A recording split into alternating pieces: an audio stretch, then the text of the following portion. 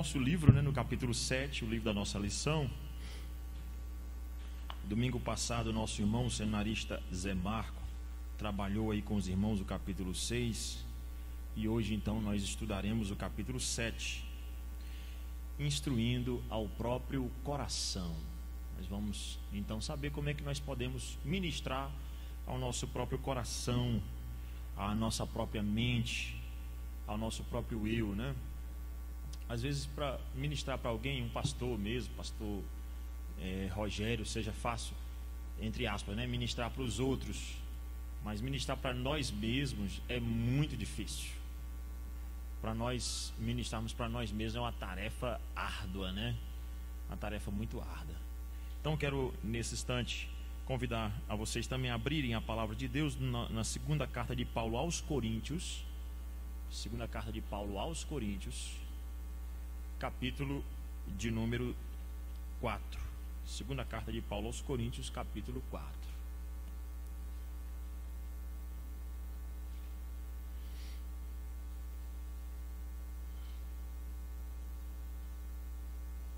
Segunda aos Coríntios, capítulo 4.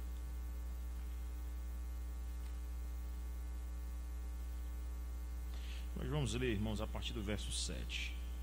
Diz assim: Temos, porém, este tesouro em vaso de barro, para que a excelência do poder seja de Deus e não de nós.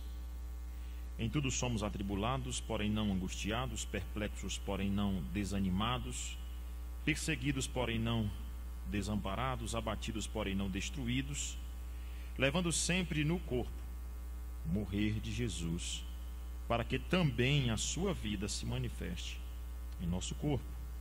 Porque nós que vivemos somos sempre entregues à morte por causa de Jesus, para que também a vida de Jesus se manifeste em nossa carne mortal, de modo que em nós opera a morte, mas em vós a vida. Tendo, porém, o mesmo espírito da fé, como está escrito, eu criei, por isso é que falei. Também nós cremos, por isso também falamos, sabendo que aquele que ressuscitou o Senhor Jesus também nos ressuscitará com Deus e nos apresentará convosco. Porque todas as coisas existem por amor de vós, para que a graça, multiplicando-se, torne abundantes as ações de graças por meio de muitos, para a glória de Deus.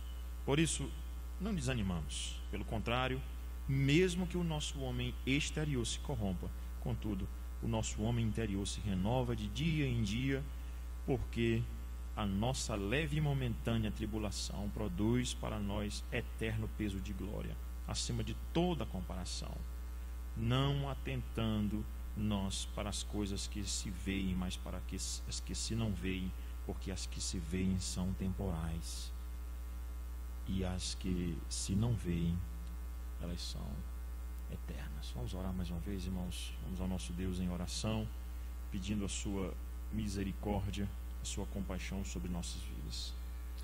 Senhor Deus, obrigado por esta manhã maravilhosa, em que nós temos o privilégio de ler a Tua Palavra, Senhor. Tomar a Tua lei. Senhor Deus, nós queremos aprender dos Teus decretos.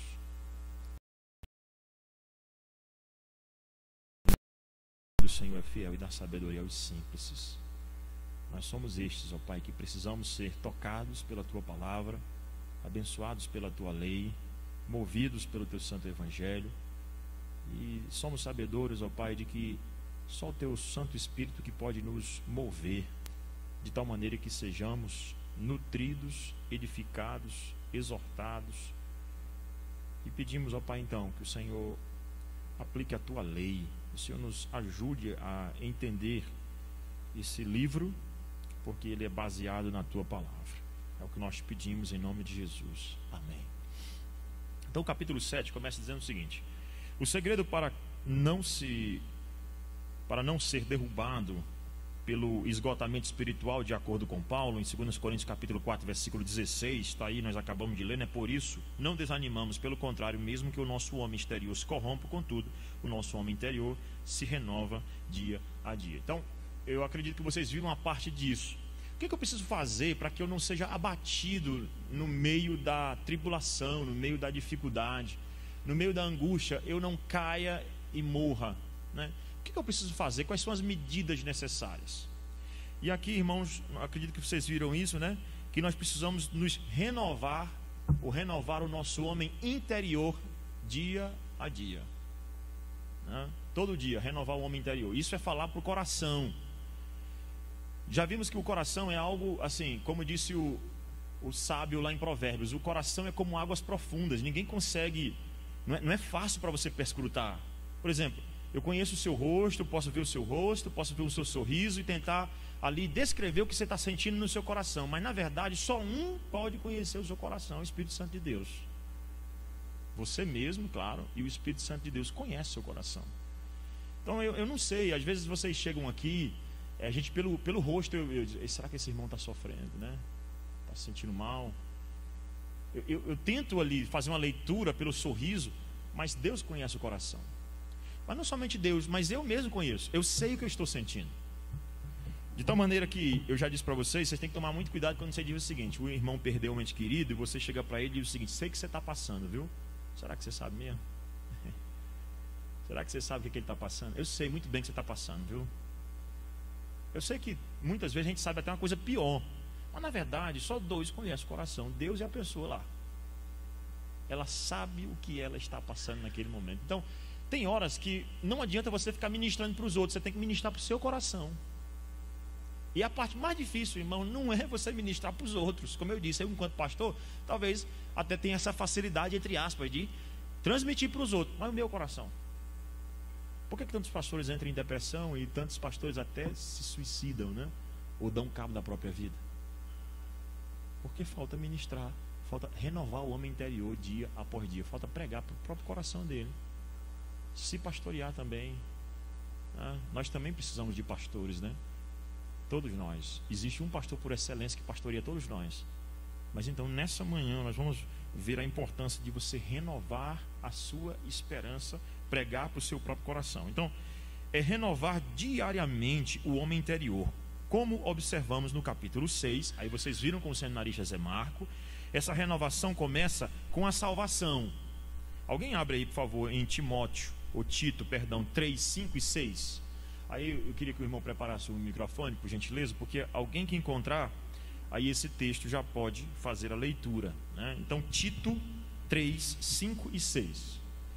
Onde é que começa a renovação do coração? Onde começa? Já tem ali, né?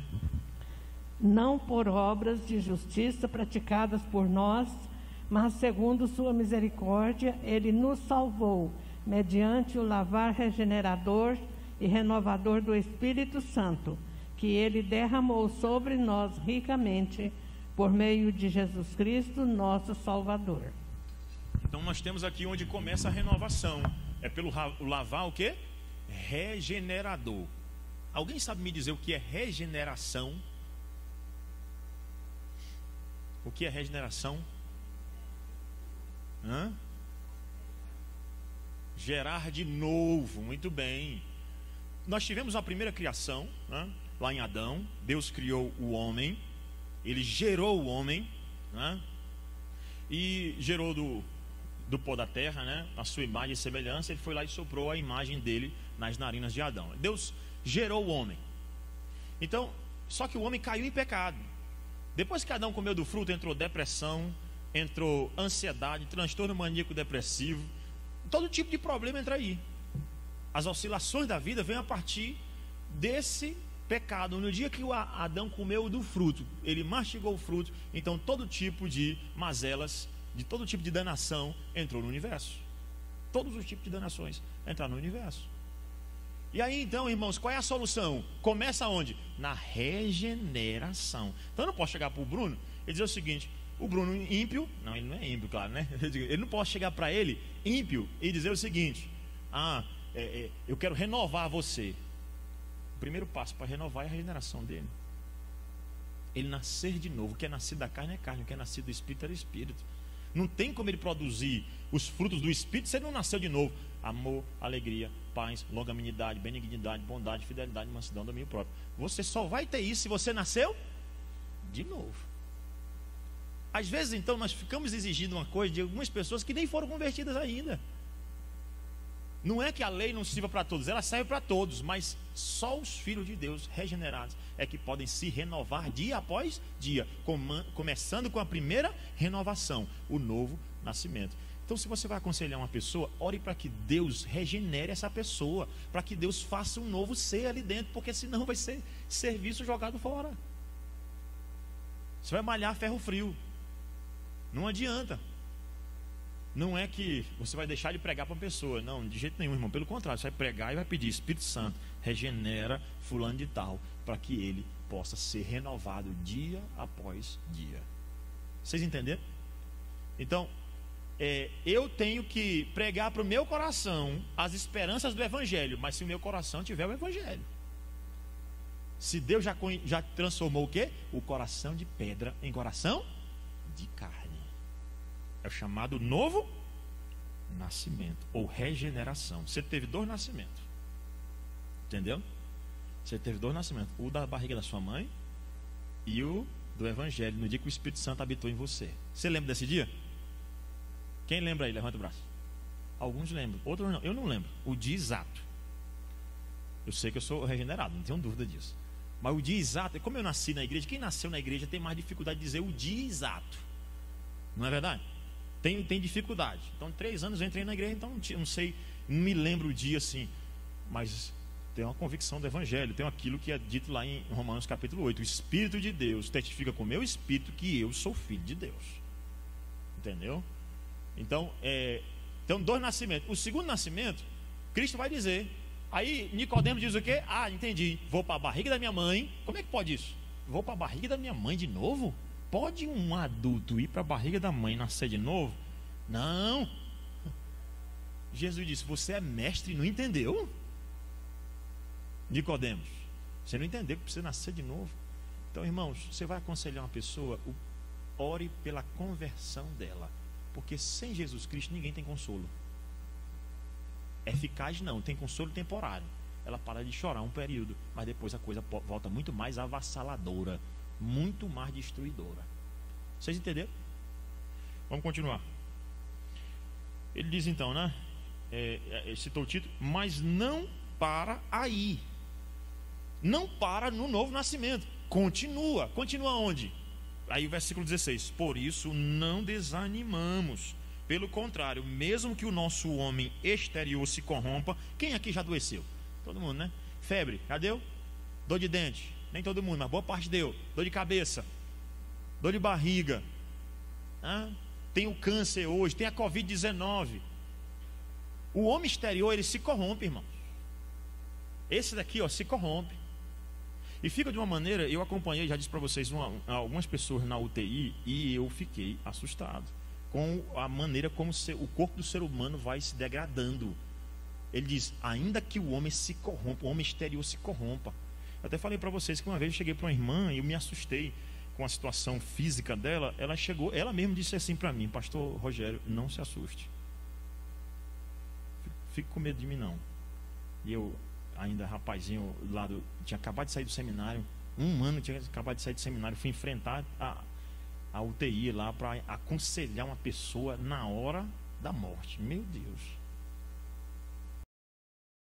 pastor, não dá para mim, não tem condição, porque como é que eu vou aconselhar uma pessoa numa situação dessa?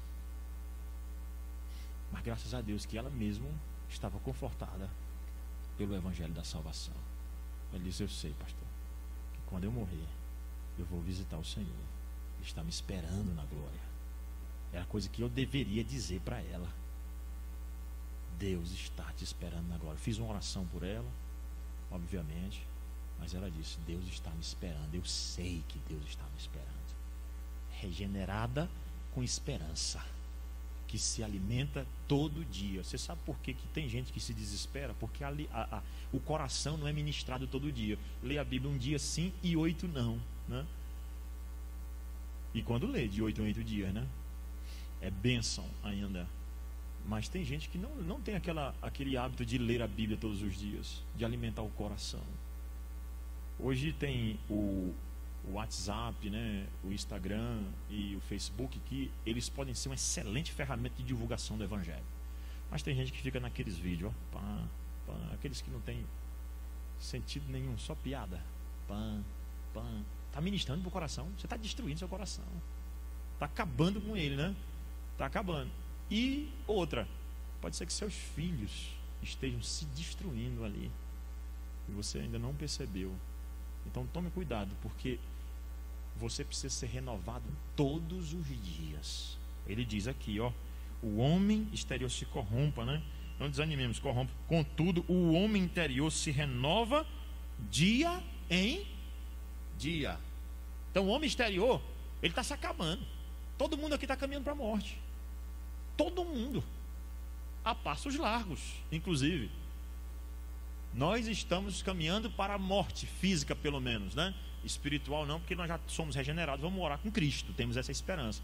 Então, enquanto o exterior está se acabando, o que Paulo está dizendo é que o interior está o quê? Se renovando e crescendo, forte cada vez mais. Mas se você, é claro, alimenta a sua fé todos os dias. O que você faz? Nós temos pão diário, nós temos meditações aí de John Wesley, você tem meditação de Calvino, você tem meditação de Jonathan Edwards, você tem meditação da própria Bíblia, que é a fruto de tudo, absolutamente. Você tem as meditações aí de Charles Spurgeon, né? Que é para mim uma das melhores que existe, né? De Charles Spurgeon, uma coisa fantástica mesmo. Você pode comprar as meditações dele lá, algo muito bom para você ler todos os dias. Tem aí o pão diário e outras coisas mais, para você meditar todos os dias na palavra de Deus.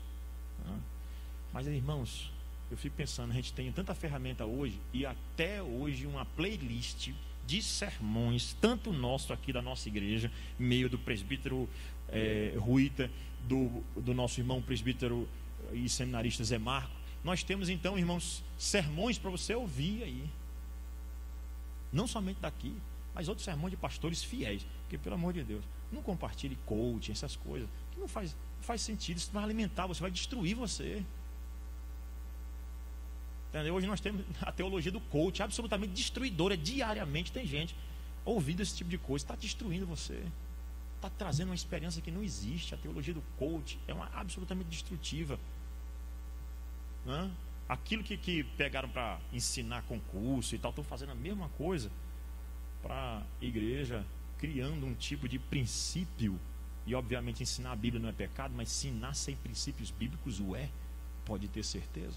Estão fazendo, criando cargos, atmosferas fora da igreja, dizendo que a igreja só serve para dar problema. É isso. Quando Deus diz para não deixar de congregar, que a igreja é uma bênção, a comunhão dos santos. Vocês entenderam? O homem interior precisa se renovar diariamente.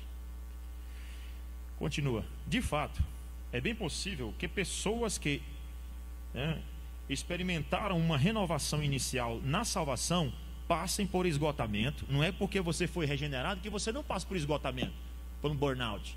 Não quer dizer que você não vai estourar as energias. Pode ser que você enfrente. E pode ser que realmente você enfrente um problema pior. E é isso que eu quero mostrar, à luz desse livro aqui e à luz da palavra de Deus, citando exemplos bíblicos de que o crente, ele passa por problema. A diferença é que ele entende os objetivos que Deus tem em cada problema pelo qual ele passa. Então ele enfrenta de maneira diferente. Ele enfrenta de maneira diferente. Então, mesmo que você seja crente, pode ser que vocês enfrentem o esgotamento, né? Desfaleçam, caso o seu homem interior não seja renovado todos os dias. Isso não quer dizer repetir a salvação, mas renovar a mente com uma forma correta de pensar. No capítulo anterior, vimos várias verdades que Paulo guardava na mente para não desfalecer. Nesse capítulo, quero expandir uma das verdades que observamos para depois considerar outra verdade que Paulo tinha em mente e que o ajudava e os seus companheiros a não cair, a não desfalecer. Então, é só essa parte final aí na página 134, veja aí. começando aqui na 133 ainda, né? No aconselhamento, as pessoas frequentemente me perguntam, por quê? Você sabe quando as maiores angústias que um ser humano passa? Por que eu estou passando por isso, pastor? Ora, sou fiel a Deus na oração, leio a Bíblia, dou o dízimo, né? Que claro que não é isso especificamente que traz bênção, de jeito nenhum. Ninguém compra a bênção de Deus. Eu sou uma pessoa que não mata ninguém, não rouba, não fuma, não bebe, e ainda passo por problemas. Espera aí, pastor, por quê? Deus poderia ter matado a mãe de todo mundo, mas a minha mãe não, pastor. A minha não, porque eu sou uma pessoa séria, uma pessoa correta. Por quê? Olha o que ele diz. Então, no aconselhamento, é comum as pessoas dizerem o seguinte: por que eu estou passando por isso? Por que isso está acontecendo comigo? Eles frequentemente ficam deprimidos. Essas pessoas ficam deprimidas, confusas, imobilizadas, perplexas e até iradas, porque não entendem a razão de algo dessa natureza lhes acontecer. Elas imaginam que, se ao menos pudessem saber o motivo, o fardo seria mais fácil de ser carregado. Mas se eu soubesse pelo menos por quê. E é interessante. Por que se sofre? Vamos imaginar por algum momento. A Bíblia, vamos deixar a Bíblia aqui de lado, uma heresia, né, que eu estou citando. Deixa a Bíblia de lado. O que se explica o sofrimento? Eu digo o seu. Pastor, o sofrimento por causa da maldade humana. Mas quem punha a maldade humana? O acaso? Eu lhe pergunto, se é uma doença de câncer que leva um pai, uma mãe, um filho, eu lhe pergunto, qual é a razão disso? Cadê a maldade humana para produzir a punição desse jeito? Quem é que está punindo a humanidade? Ou você crê num ser soberano, ou você fica aí como alguns cientistas ateus, como Richard Dawkins, né? Que diz que Deus não existe. De onde eu vim, para onde eu vou? O que eu estou fazendo aqui na Terra? Quem é que controla o universo? Quando a Escritura, desde o início, diz que nele existimos e nele nos movemos. A Bíblia mostra que Deus controla todos os atos. Ou você entende isso, ou você entra em parafusos. Ou não tem nada nesse mundo que pode te tirar de uma depressão profunda. Porque você não entendeu que quem controla, inclusive o sofrimento, é Deus. A morte é Deus. E você tem que clamar para o seu homem interior, dia após dia. Você precisa clamar o quê? Primeira coisa que você precisa ensinar para o seu coração: pense corretamente sobre os propósitos de Deus. Pense corretamente. Tem um versículo que é esse aqui, Romanos capítulo 8, versículo 28, diz o seguinte: porque todas as coisas cooperam para o bem daqueles que amam a Deus. Aqui de có, as pessoas sabem. Mas esse parece ser um versículo que serve muito bem para os outros. Quando você chega na casa de alguém, não se preocupe não, meu irmão, todas as coisas cooperam para o bem daqueles que amam a Deus. Aí Deus vai lá e tira um parente seu. Aí você diz, por quê? Não, você não disse que todas as coisas cooperam para o bem daqueles que amam a Deus? Eu me lembro muito bem que eu estava dando no seminário uma disciplina de símbolos de fé de Westminster. E eu também tinha acabado de sair do seminário e tinha substituído meu professor nessa disciplina. Eu já estava com o peso de substituir ele naquela disciplina. Eu disse, meu Deus, como é que eu vou dar essa disciplina? E aí chegou num ponto que eu, como seminarista, todo seminarista sai muito afobado do seminário, né? Cuidado, viu, irmão? Mas é todo seminarista. Ele acredita que ele vai ser o próprio Calvino da história, né? O próximo Calvino da história. Aí assim, você sai do seminário afobado, né? Todo, eu sei de teologia e tal. Aí eu fui dar o capítulo 5, que inclusive vou citar. O capítulo 5 da Confissão de Fé de Westminster, que trata sobre providência de Deus. Falei dos decretos, capítulo 3, depois capítulo 4, e depois falei de providência. Pá. Criação e providência. Aí eu acabei de falar de providência, que Deus comanda tudo. Em dezembro, meu pai faleceu num acidente de carro. E eu estava dando aula sobre providência. Deus me deu o privilégio de dar aula sobre providência. Depois ele botou eu para experimentar a providência. Só agora eu vou botar você para experimentar. Você está ensinando? Vou ver se você entendeu direitinho. Você entendeu? Pois agora vamos ver se você entendeu. E é na hora, irmãos, como qualquer outro pecador, eu disse, mas Senhor, por que eu passei por isso? O meu pai. E o meu pai, até onde eu sei, ele não conhecia o Evangelho, né? Conhecia de eu falar para ele, mas até onde eu sei, ele nunca assim aceitou. Se teve alguma coisa nos últimos momentos de vida, não sei, né? É até uma esperança que eu tenho lá no fundo do coração. Mas de pregar o evangelho para ele a vida inteira. Falei de Cristo para ele a vida inteira. Mas nunca fez profissão de fé, eu nunca vi ele dizer, eu mudei de vida mesmo. E eu disse, Senhor, é claro que eu não queria que morresse ninguém, mas se morresse outra pessoa da minha família que conhecesse o evangelho, eu tinha um conforto total de que ele estava no céu e que eu passaria uma eternidade com ele. Mas meu Pai, Senhor, a gente se questiona na hora. Na hora. É onde Deus bota para a gente começar a fazer isso aqui que o livro está dizendo. Pense corretamente sobre os propósitos de Deus. Deus tem um propósito em tudo, irmãos, até na morte dos nossos entes queridos. Nós podemos não entender naquele momento. Você pode não estar enxergando naquele momento porque que aquela doença chegou na sua casa, mas depois você vai entender.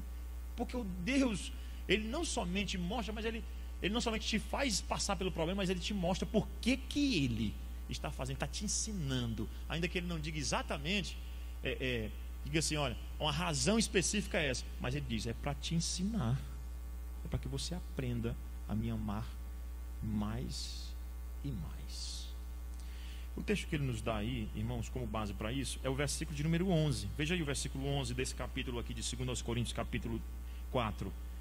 2 Coríntios 4, 11, ele diz o seguinte: porque nós que vivemos somos sempre entregues à morte.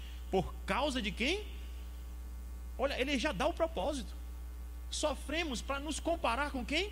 Com aquele que sofreu até a morte, morte de cruz. E quem, como disse Paulo aos Romanos, quem imitou com Cristo no sofrimento, também será imitado com Cristo na exaltação. Porque Cristo foi exaltado e está à direita de Deus Pai. Então quem foi e quem imitou Cristo no sofrimento, Paulo vai dizer, né? Assim como nós fomos crucificados com Ele, sepultados com Ele na sua morte, seremos ressuscitados na sua ressurreição. Os humilhados serão exaltados. O propósito é você se assemelhar ao Redentor. O caminho da exaltação passa pela humilhação. Não tem atalho. Quem quer ser exaltado vai ser humilhado em algum momento da sua vida. O problema é que a gente não quer ser humilhado de jeito nenhum, a gente não quer sofrer. Aí o que existe hoje é a teologia da prosperidade. Venha para a igreja que você não tem problema.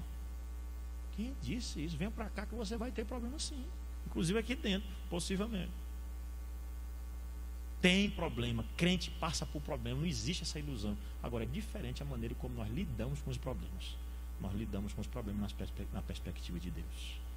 Nós enxergamos na perspectiva divina, na perspectiva de Deus. Às vezes a gente não quer passar por nenhum sofrimento, né? Mas quando a gente menos imagina, a gente cai. Aquele que está de pé, veja para quê? Me lembro no livro de John Bunyan, o Peregrino, quando o peregrino já está chegando na cidade celestial, né? Chegando já no destino final. E aí ele afunda ali, ele passa por um lago, que é interessante que o John Bunyan dá nome para tudo. O Vale da Sombra da Morte, as Filhas de Adão, ele dá nome para tudo, mas no lago ele não dá o nome. Eu disse, rapaz, por que ele não deu esse nome para esse troço?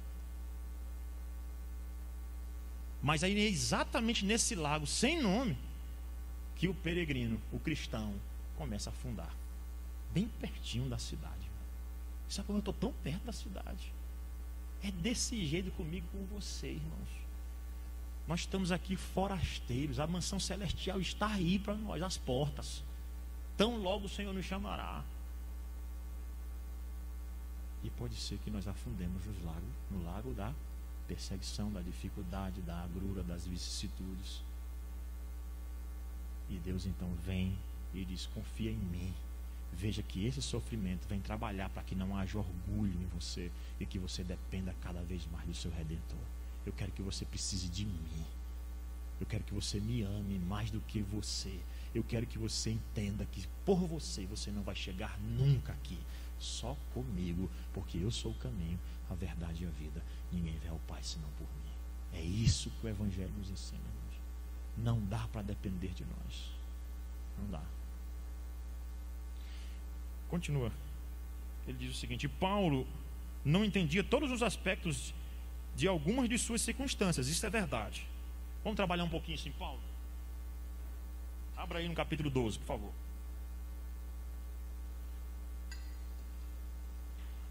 A gente não pode se limitar aí apenas a esses versículos que aí estão, né? Obviamente. Capítulo 12. Um dos textos muito conhecidos das Escrituras Sagradas e que a gente precisa olhar para a nossa vida a partir disso aqui. Então, o nosso ponto aqui é claro, né? Pense corretamente sobre os propósitos de Deus.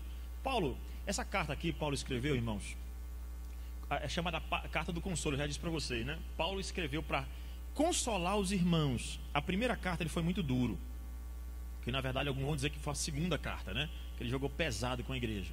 Tem hora que o pastor precisa jogar mais pesado, mas ele precisa consolar a igreja também. E aqui Paulo está fazendo é isso, né? Consolando a igreja. Mas qual é a base do consolo de Paulo? Ele passou pelo consolo de Deus, agora ele está consolando a igreja.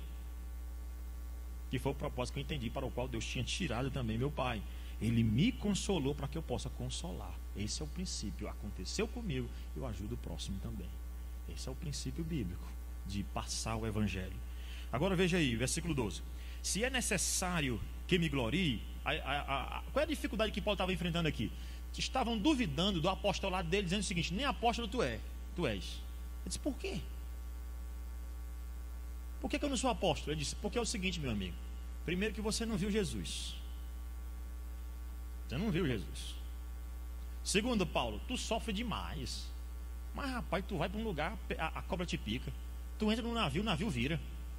Tu entra numa cidade, o pessoal te apedreja. Não pode ser um homem crente, não. É aquelas pessoas que chegam para você e dizem o seguinte: rapaz, você sofre demais. Você sofre demais. Como é que pode tu seres um servo de Cristo, servir o Senhor de todo o teu coração, e ainda assim você sofre? Tu não é crente de verdade, não. Deus não te ama. Esse Deus não quero servir. Aí Paulo, tá bom. Eu não queria fazer isso aqui, não. E aqui Paulo faz com muito cuidado. Olha o que ele diz, versículo de número 1 do capítulo 12. Se é necessário que me glorie, ainda que não convém, não é correto, ainda que não convém, passarei as visões e as revelações do Senhor. Paulo vai provar o apostolado dele. Ele disse: eu vou te dizer uma coisa aqui, que Deus me deu. Aí ele é tão humilde que ele nem utiliza aqui a revelação como se falando dele. Olha o que ele diz: conheço um homem. Ele disse que ia passar a se gloriar, mas é claro que ele está falando dele, mas ele está tomando tanto cuidado para não se gloriar, porque ele sabe que a glória de Cristo. Ele diz: eu conheço um homem, né? Conheço um homem em Cristo que há 14 anos, isso aqui foi quando Paulo não tinha feito nem a primeira viagem missionária dele ainda. Nem a primeira viagem missionária dele ainda. Ele disse: há 14 anos. Ele disse, né? Conheço um homem em que há 14 anos foi arrebatado até ao terceiro céu. Se no corpo ou fora do corpo, não sei, Deus o sabe. E sei que o tal homem, se no corpo ou fora do corpo, não sei, Deus o sabe, foi arrebatado ao paraíso e ouviu palavras inefáveis, as quais não é lícito ao homem referir. Ele disse: rapaz, só para vocês terem ideia, eu tive uma revelação tão grande, e aí ele fala com muita sutileza, tomando muito cuidado para não se gloriar. Ele mesmo, quando ele diz: conheço um homem que há 14 anos atrás ele foi até o terceiro céu. Aí, o terceiro céu aqui a gente sabe, a habitação de Deus. Primeiro céu até o azul, acima do azul, acima de nós, né? O segundo céu. E o terceiro céu, para um judeu, na perspectiva do judeu, é onde Deus habita. Então ele subiu até a habitação de Deus. Então Paulo, ele foi até a glória. Entendeu? Ele foi até a glória. Ele diz: eu não sei se foi uma visão. Eu não estou certo se foi uma visão ou se eu fui lá fisicamente. Eu não sei se no corpo ou fora do corpo. Deus o sabe. Mas se no corpo ou fora do corpo Deus o sabe, o certo é que eu fui. E a visão foi gloriosa, meu amigo. Que a homem algum é permitido dizer. João teve essa mesma visão. Apocalipse capítulo 4, João foi lá no trono de Deus. Só que a João foi dado o quê? A ordem de escrever tudo. Paulo não. Paulo não podia nem referir. Ele está dizendo aqui, não, um homem não pode dizer. Agora, por que eu estou dizendo isso? Porque, olha o objetivo, Deus vai colocar um sofrimento em Paulo, para que Paulo não se ensoberbeça. O que eu quero mostrar com isso? Que você precisa olhar para o sofrimento na perspectiva de Deus. Paulo tinha tudo para se gloriar, mas olha o que ele diz no versículo 7. E para que... eu vou ler só o finalzinho aí do versículo, o versículo 5, ele diz o seguinte: de tal coisa me gloriarei, não porém de mim mesmo, salvo nas minhas fraquezas. Ele disse, eu vou me gloriar. Sabe esse meu sofrimento que eu estou passando? Eu vou ter glória neles. Quem é que tem glória no sofrimento? Paulo diz, pois é, a minha glória todinha está em sofrimento. Vou perguntar para você, quem é que sofre e glorifica por sofrer? Irmãos, logicamente, o que Deus quer não é, por exemplo, você viu um acidente e diz o seguinte, oh, glória, que coisa boa, que feliz. Não é isso. Mas é aquilo que Jó disse, né? Deus deu, Deus tirou, bendito seja o nome do Senhor. Tem um propósito aí que eu posso até não conhecer, mas tem um propósito. E alguém poderia dizer, sabe o quê? A teologia da prosperidade poderia dizer, Deus fala nas glórias das pessoas. Mas Paulo está dizendo, não, eu aprendi muito mais na minha fraqueza do que na minha glória. O poder se aperfeiçoa na fraqueza. Eu vou me gloriar das fraquezas, nas fraquezas.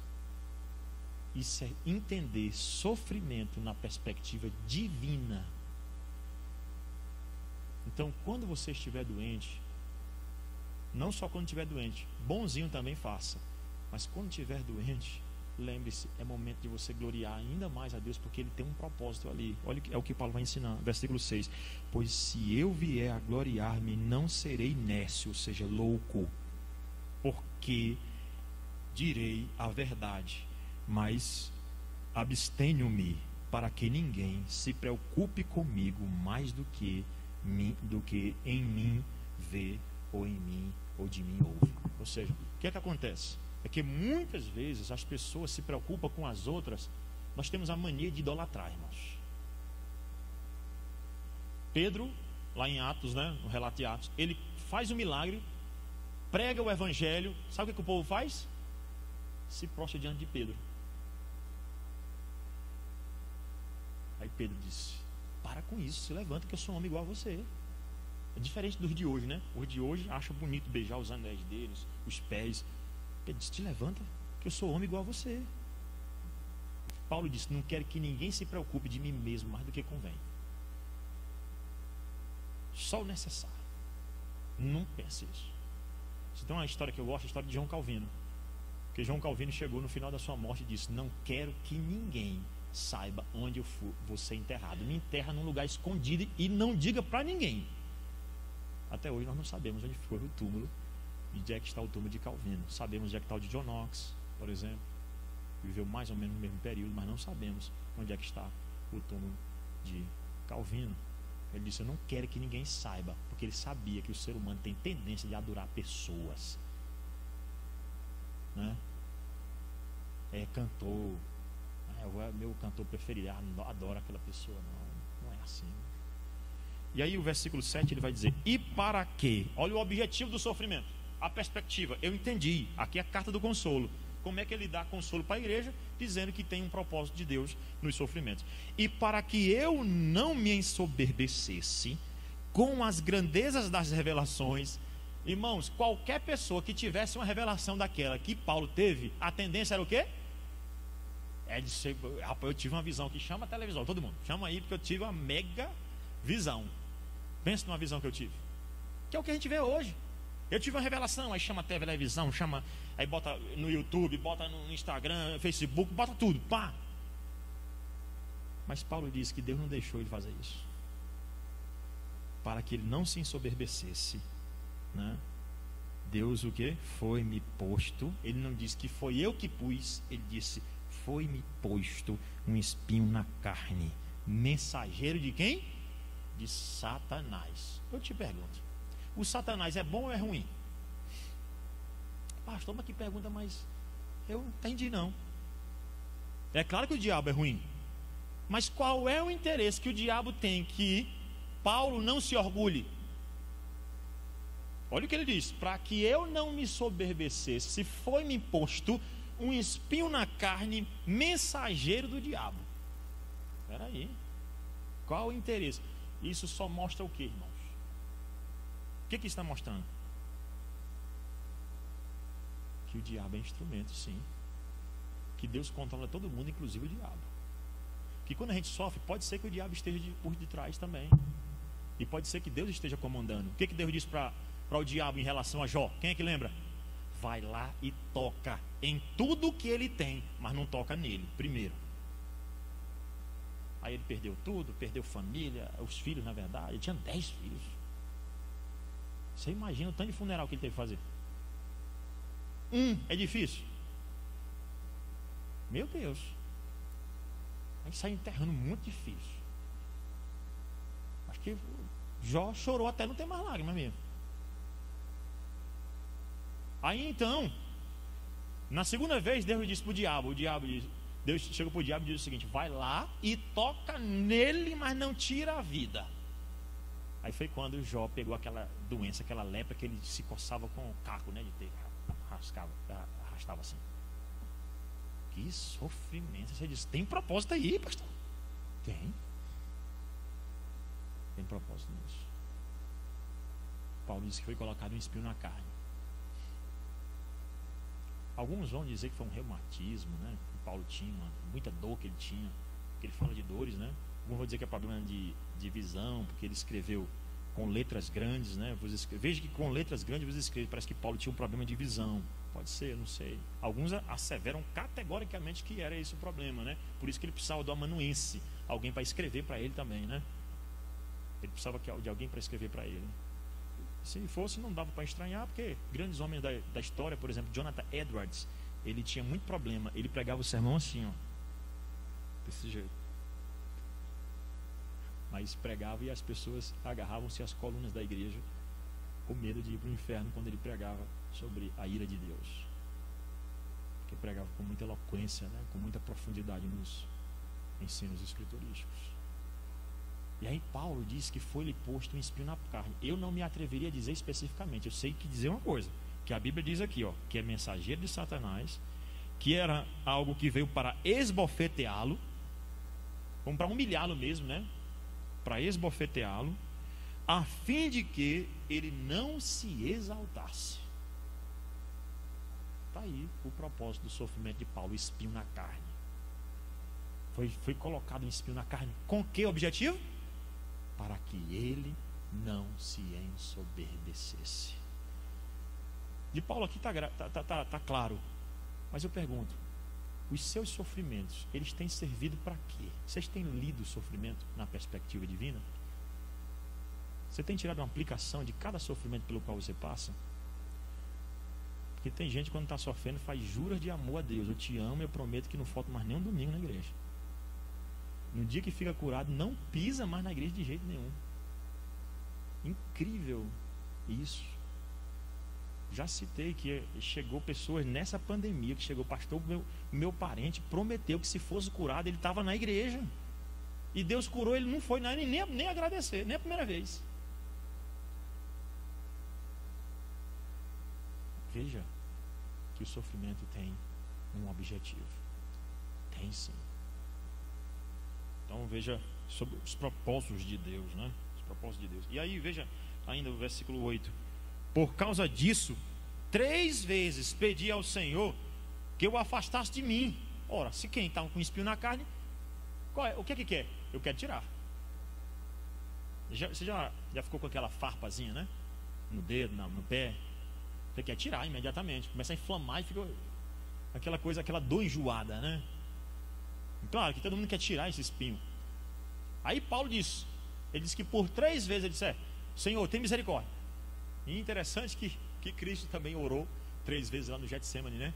Pedindo as mesmas coisas. E Paulo orou aqui também 3 vezes pedindo, Senhor, tira de mim esse espinho, tira de mim esse espinho, tira de mim esse espinho.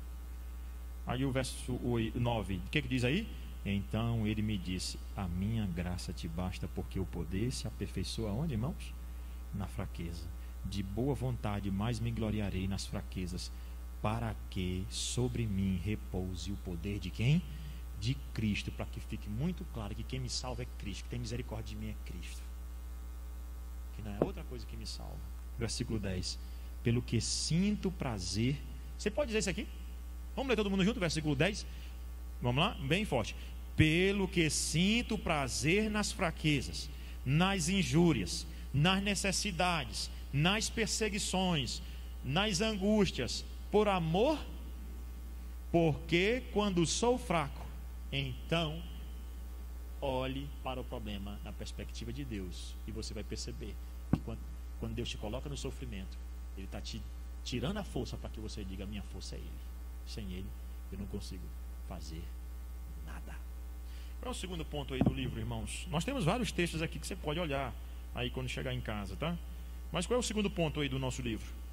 Não dá tempo, né? Tenha em mente a perspectiva o quê? Correta. É um propósito de Deus e tenha a perspectiva correta. Eu entendi o propósito. Aí a pessoa acha que ela pode ler o propósito de maneira errada. Ela pode chegar até a leitura errada do propósito. Então abra agora. Vamos começar com alguns textos de Gênesis aqui. Quem já leu Gênesis aí? Levanta o braço. O livro de Gênesis todo. Opa, pelo menos o primeiro aí tem muita gente lendo. Amém. Vou fazer algumas perguntas para fazer um teste da leitura, tá bom? E aqueles que levantaram a mão, por favor, respondam. Já tem gente escondendo a mão de novo, né? Então, Gênesis capítulo 42. Gênesis 42. Vou começar lendo aqui a parte do livro e volto lá para o texto, tá? Outro assunto sobre o qual Paulo mantinha uma perspectiva piedosa e com isso não desfalecia, eram as expectativas para o futuro, né? A perspectiva, a perspectiva correta, né? Aí ele diz o seguinte: as perspectivas para o futuro. Paulo não se apegava ao que estava acontecendo a cada momento, mas olhava para o futuro e direcionava a sua mente para o fato de que o melhor ainda estava por vir, que é muito mal interpretado essa frase, né? Em 2 Coríntios capítulo 4, versículo 17, antes de ler lá Gênesis, alguém lê aí o capítulo 4, versículo 17 de 2 Coríntios. Alguém lê, só deixa marcado em Gênesis aí, tá? 42. Paulo mostrava que a sua presente aflição estava produzindo para nós uma glória eterna que pesa mais do que todos eles.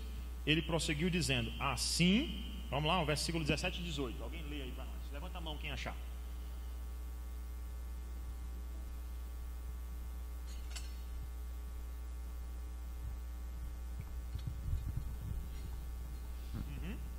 Porque a nossa leve e momentânea tribulação produz para nós terno peso de glória, acima de toda comparação, não atentando nós às nossas coisas que se veem, mas nas que se não veem, porque as que se veem são temporais e as que não se veem são eternas. As que não se veem são o quê? Então, as coisas que eu vejo, né? Qual é a perspectiva que eu tenho que olhar? A perspectiva de que há um sofrimento presente, mas Deus tem um benefício no futuro. Essa é a perspectiva. Estou sofrendo agora, mas tem um benefício no futuro, né? E é interessante, se você assistir qualquer filme, se você ler qualquer livro que tem uma proposta de redenção, começa com sofrimento e acaba com uma solução no final. Começa com sofrimento, acaba com a solução. Porque todo mundo tem, irmãos, em qualquer história que você vai contar, em qualquer coisa, até uma história da sua vida, você vai mostrar a parte difícil e no final você vai mostrar um ato heróico.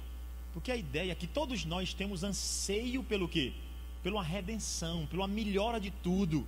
A novela lá começou uma maior confusão do mundo, no final casa, aquela paz. Porque todo mundo tem esse anseio. Isso o Evangelho propõe, mas propõe de uma maneira bíblica, obviamente. Não é como a novela que tem por aí, né? É uma maneira bíblica, obviamente. E aí veja comigo, por favor. Agora sim, Gênesis capítulo de número 42.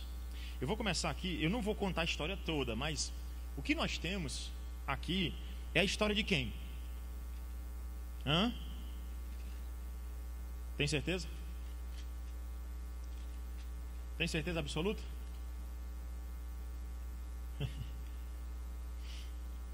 É a história de José mesmo? Na verdade, essa é a história de Jacó. Aí dentro da história de Jacó tem a história de José. Essa é a história de Jacó. Aí entra a história de José, dentro da história de José. Mas a história de Jacó nem é a história de Jacó em si. É a história de alguém que geralmente nós não estamos acostumados a observar, né? Por exemplo, o que aconteceu foi Jacó teve quantos filhos ali? 12 filhos, não foi isso? 12 filhos, 12 tribos de Israel, 12. Aí você sabe muito bem que um dos filhos, o penúltimo lá, teve um sonho. Como é o nome dele? José. Teve um sonho, que inclusive um dos sonhos lá, foi um relato de sonho, foi que os seus irmãos, toda a sua casa, na verdade, se prostrava diante dele. Os irmãos ficaram com raiva. E o que eles fizeram com José? Venderam José. Não tem como eu falar isso tudo, mas talvez se um dia a gente expor aqui o livro de Gênesis, a gente vai mostrar isso. Mas assim, aí então, venderam José. E José foi para onde? Para onde? No Egito. Aí, o que a gente tem nessa história toda? Nós vemos Deus agindo em todo momento. Sim ou não? Desde quando? Desde o início. Veja o capítulo 42, por exemplo, né? Quando eles já foram lá, por exemplo, eles já viram José no Egito. Os irmãos foram lá porque teve uma grande fome, lembra? Teve uma grande fome. Eles foram lá então no Egito, viram José. José reconhece, manda eles irem e o quê? Voltarem. Voltarem com quem? Voltarem com quem, irmãos? Com Benjamim, que é o irmão mais novo, o rapazinho mais tenro, né? Voltar com Benjamim. Aí então eles têm que convencer, é claro, quem? Jacó. Eles têm que convencer Jacó. Meu amigo, Jacó já perdeu um filho. Um dos mais novos ali, né? Ele não queria perder o outro, ou o mais novo, né? Ele não queria perder o imediato, né? Mais novo, que é o Benjamim. Ele não queria perder. O que ele disse? Não vai não. Aí quem é que pede para levar? Quem não? Quem é que pede para levar o filho lá? Quem é que insiste com Jacó para levar o irmão lá para mostrar? Quem é que insiste? É só Rubem? Não. É Rubem, quem mais? Tá aí que um personagem na história principal de Gênesis aqui nessa parte. Que a gente esquece dele. Uma tribo importante. Judá. Que na verdade é a principal tribo. E Deus está aqui agindo um propósito do sofrimento presente, olhando para o futuro. Olha aí o que diz Rubem, o primeiro que o irmão muito bem citou. Pelo menos um aí já foi citado. Capítulo 42, versículo 36. Diz assim: Então lhes disse Jacó, seu pai: Tendes-me privado de filhos. José já não existe, que ele pensava que tinha morrido. Simeão não está aqui, e ides levar Benjamim. Todas estas coisas me sobrevêm. Mas Rubem disse a seu pai: Mata os meus 2 filhos. Se tu não tornar a trazer, entrega-mo, e eu te restituirei. Ele, porém, disse: Meu filho não descerá convosco. Seu irmão é morto, e ele ficou só. O certo é que a resposta de Jacó é: não vai. E é interessante que o princípio aqui que Rubem utiliza, não é bom. Ele utilizou quase a lei do olho por olho, dente por dente, né? Ele diz o seguinte: meu irmão, você não perdeu 2? Se ele não voltar, você vai perder 2 filhos. Pois é, pois eu tenho 2. Pode pegar os 2 e executar. Não é isso que Deus quer. Obviamente não. Nesse o propósito de Deus naquele sofrimento todo. Não era esse o propósito de Deus no sofrimento todo. Qual era o propósito de Deus? Aí vem o argumento de quem? De Judá. Não, é de Judá, vem um argumento de Judá. Dá certo o argumento de Judá? Qual é o argumento de Judá? Versículo 3. Mas Judá lhe respondeu fortemente, nos protestou o homem, dizendo: não me vereis o rosto se o vosso irmão não vier. Deixa eu só achar agora a base do versículo aqui, que eu não me lembro mais. Versículo de número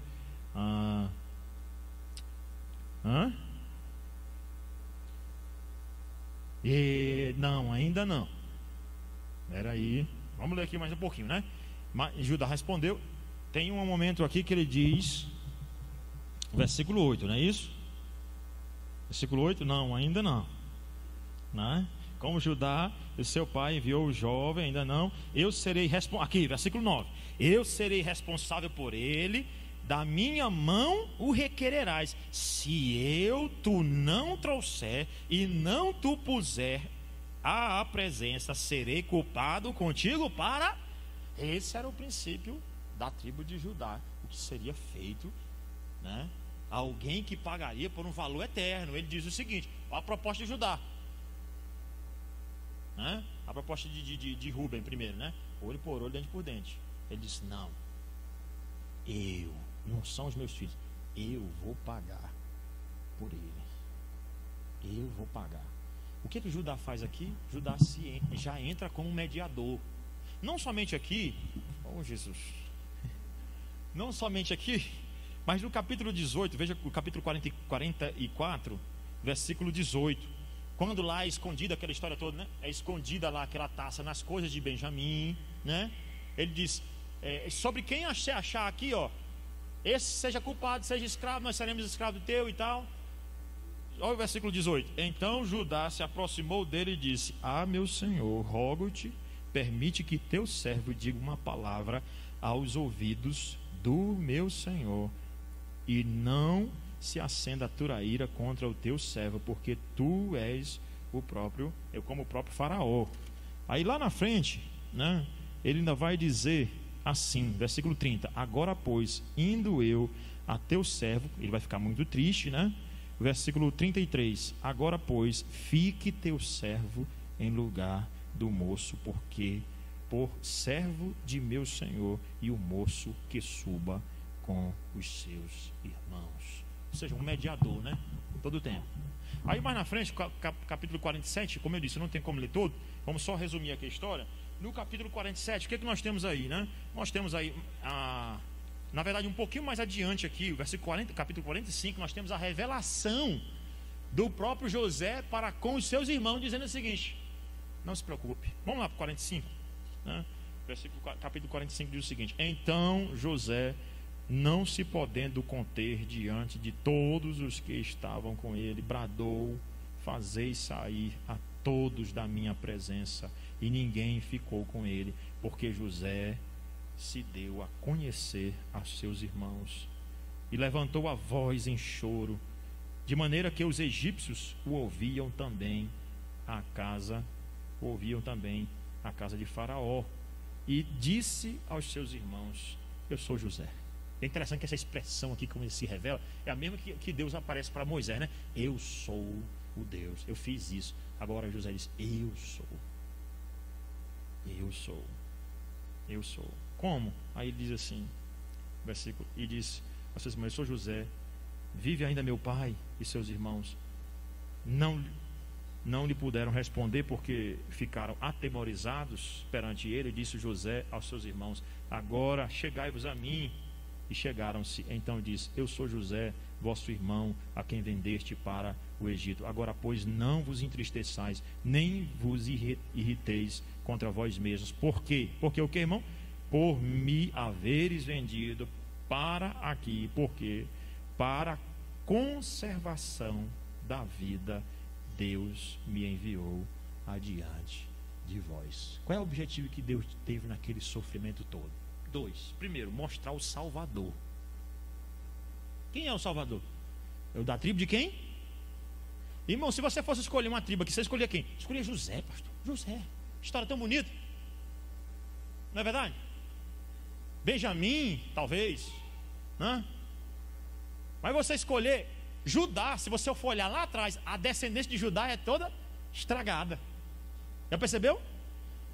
Mas quando Jacó vai abençoar, qual é a tribo que ele diz o seguinte: fulano de tal vai ser o leãozinho. Qual é que ele diz? Judá será o leãozinho. Não é José. Há um propósito de Deus no sofrimento, inclusive aqui no Antigo Testamento, que era mostrar o quê? O Salvador. E mostrar não somente o Salvador, mas mostrar que isso seria o quê? Pela graça. Porque se fosse pelas obras, a tribo de José teria sido o quê? A tribo de Judá teria sido o quê? Destruída. A de José também, mas a de Judá teria sido destruída. Mas é essa tribo que Deus salva. Agora, terceira coisa aqui. O sofrimento aqui de todo mundo foi para quê? Para salvar a vida de quem? Salvar a vida de quem? Do povo de Israel todinho que estava com fome. E não para por aí, irmão. Se você continuar lendo Gênesis, o sofrimento sempre vai ter uma perspectiva divina do futuro. Por exemplo, Deus vai dizer assim, no final, Jacó vai dizer o seguinte: olha, me levem, tudo bem, mas no final, quando vocês voltarem para cá, olha a perspectiva que ele já tem no futuro, que nós vamos para o deserto, mas vamos sair de lá, porque o deserto não é o nosso lugar, porque Deus tem um propósito. A perspectiva é futura. Então o livro de Gênesis é muito cheio de aplicação para nós nesse sentido. Por isso que é um livro bom para você ler, né? Extraordinariamente para você ler e pedir a graça do Senhor para compreender. Eu queria que você abrisse comigo o último texto para nós aqui, em 1 de Pedro. 1 de Pedro. Então tem uma perspectiva divina, né? Uma perspectiva correta, né? Na sua mente. Primeira carta de Pedro, capítulo de número 1. Vamos ver a perspectiva correta aqui, para a gente finalizar a nossa aula. Diz assim, ó, versículo 3, 1 de Pedro 1:3, diz o seguinte: bendito Deus e Pai de nosso Senhor Jesus Cristo, exaltou o Pai, exaltou o Filho, que segundo a sua muita misericórdia nos regenerou. Primeiro começa com o que, irmãos?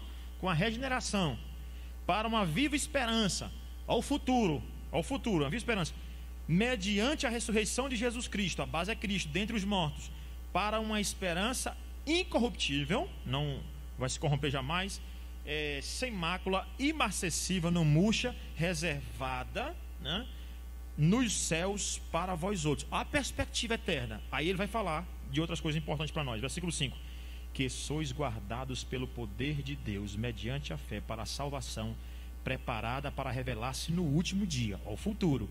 Aí ele vai dizer que você sai do problema do presente olhando para o futuro, para a perspectiva correta das coisas. Versículo 6: nisso exultais, embora no presente por breve tempo, se necessário sejais o que, irmãos? Olha, você tem a esperança do futuro, imarcessível, gloriosa, sem mancha.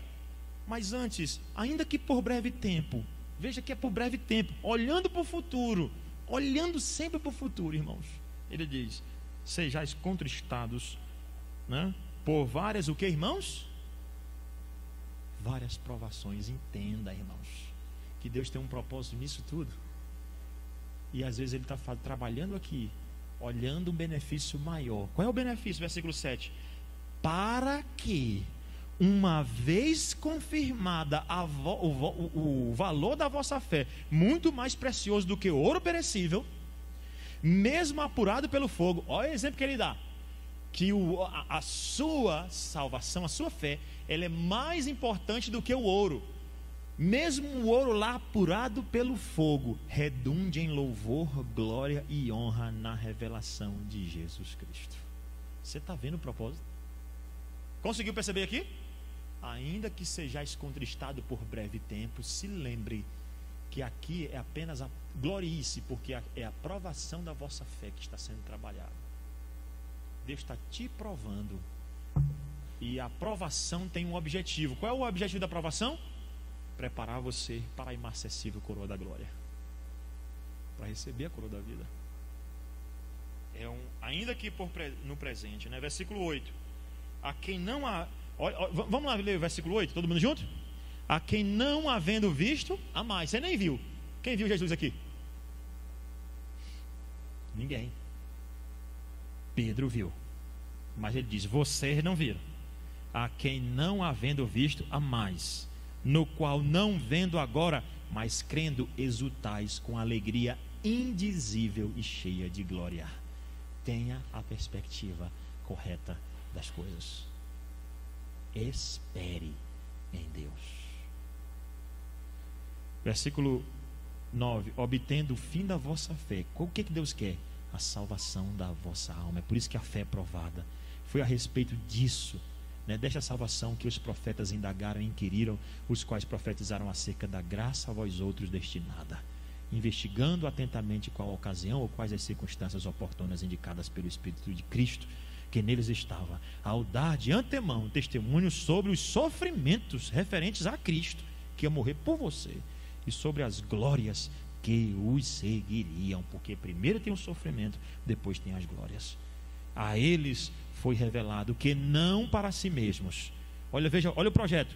Os profetas não vieram para se exaltar, não foi para eles, mas para vós outros ministravam as coisas que agora vos foram anunciadas por aqueles que pelo Espírito Santo, ele já citou o Pai, o Filho, Trindade, agora cita o Espírito Santo, enviado do céu, vos pregaram o Evangelho, coisas que anjos anelam perscrutar. Já vimos que anjo não prega o Evangelho.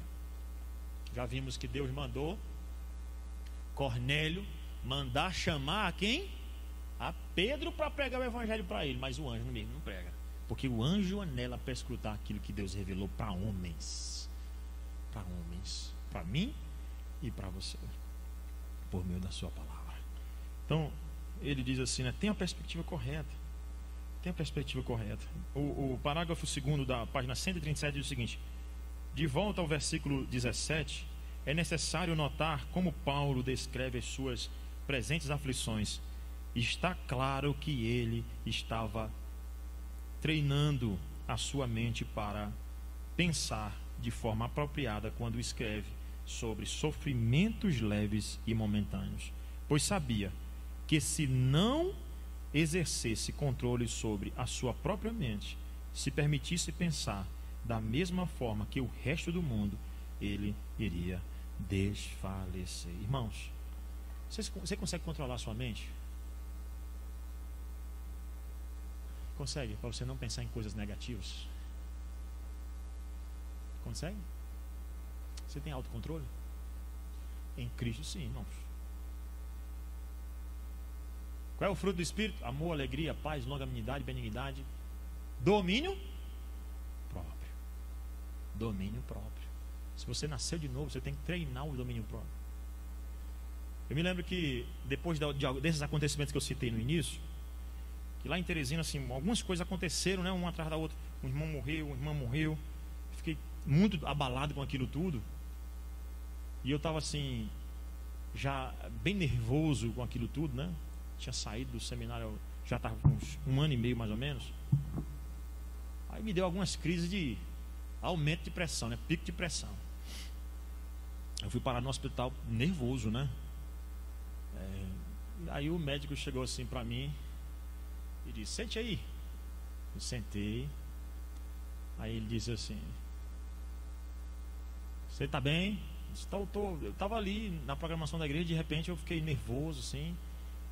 Meus lábios começaram a ficar dormentes. Aí ele disse assim: você tem quantos anos? Eu disse: tenho 28, Tenho 28 anos. Aí ele disse: você faz o quê? Pastor. Ele disse: rapaz, essa vida de pastor não é fácil não. Vou passar um remedinho para você, vai ficar bom. Aí eu disse: que remédio é, doutor? Aí ele não quis me dizer. Que remédio é, doutor? Ele não me disse. Aí ele mandou eu para a enfermaria, eu fui para a enfermaria. Chegou lá, a moça, a enfermeira veio aplicar, ela vai me dar o remédio. Aí eu disse: que remédio é esse? Ela não queria me dizer. Aí no final eu voltei ainda lá no médico e disse: doutor, que remédio é esse, pelo amor de Deus? Eu não tomo se o senhor não me disser. Aí ele disse: você vai lá, você vai relaxar, calma. Eu volto para a enfermeira e disse: não me disser, eu não tomo. Ele disse: é um diazepanzinho. Eu disse, pô, dei para o médico que eu não tomo isso aí não. Claro que eu não estou dizendo assim, para você fazer isso, de jeito nenhum. Eu estava nervoso realmente naquele momento. Mas veja bem, irmãos, e eu não estou dizendo que doenças físicas são curadas somente assim. Não, se você está doente, vá para o médico vai tratar você e siga tudo que ele disse. Não siga, eu não sou médico. Mas uma coisa que foi fundamental para mim, eu fui para casa e disse, eu vou enfrentar esse nervosismo em oração. Eu estava com o 2º ano de ministério, hoje eu estou com 10, né? 9 anos na verdade, 9 anos de ministério. O que eu cheguei e disse, eu não vou mais, eu vou enfrentar isso em oração, eu pedi a Deus para me dê graça para que eu enfrente. O meu problema não era, o médico fez todo tipo de exame em mim, sem ter problema nenhum. O seu único problema aí é nervosismo. Ele disse, é nervosismo, então eu vou botar debaixo de oração e vou acabar com isso. Vou colocar debaixo de oração. Eu não estou aqui, irmão, mais uma vez, não sou daquele que diz assim, não vá para o médico não. Meu amigo, se eu estiver doente, eu sou o primeiro a ir no médico. Agora, veja bem, tem alguns fatores espirituais que não adianta ir no médico não. O meu problema, o pastor Rogério, naquele momento era um problema espiritual. Falta de confiança em Deus. E foi restaurada a minha confiança no Senhor. E eu nunca mais, pela graça de Deus, passei por aquilo. E se Deus permitir, nunca mais eu passo. Se Ele quiser, claro. Mas um nervosismo por uma questão de falta de confiança em Deus. Mas Deus estava me trabalhando, assim como trabalhou Paulo. Estava trabalhando. Até vem fatores físicos. Eu não estava doente. Ele olhou e disse, não. Depois de fazer uma bateria de exames no coração, o médico diz assim, seu problema é só nervosismo. Só nervosismo. Quase que ele disse assim para mim, vai ler a Bíblia, rapaz. O pastor. Não pode. Né? Não pode. Nós precisamos ter confiança em Deus. Então tenha a perspectiva de que pode estar sofrendo agora, mas Deus irá tirar você da situação difícil. Ok, irmãos? Amém? Tem alguma dúvida, alguma colocação?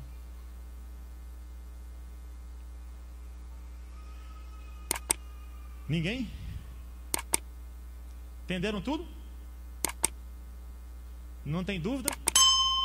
Como se diz na linguagem militar, quem não tem dúvida tem dívida, né? Ou seja, se você já sabe de tudo agora, é botar em prática. É ter confiança em Deus. Mais confiança. Ministre para o seu coração todos os dias. Lembre ao seu coração todos os dias. Nós vamos ficar aqui. Na próxima aula, então, nós vamos aí para a página 138. Mantenha o foco certo. Mantenha o foco certo. Próxima aula, nós vamos trabalhar o ponto mantendo o foco certo.